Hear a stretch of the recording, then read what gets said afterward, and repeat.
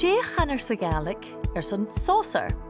Had da achgol SpeakGaelic son Sàsar, agus channelan na dúnach gré fachlan íasid van bheorla a hauns na gaiú.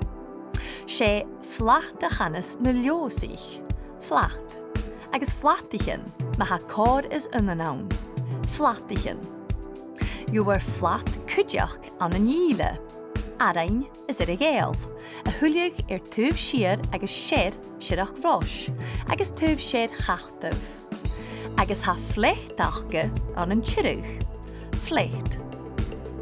Ach sé Sàsar nó sàsair a bheits achge ans na heirich, an na nuist, éidirscai, baraich agus sannilan scianach.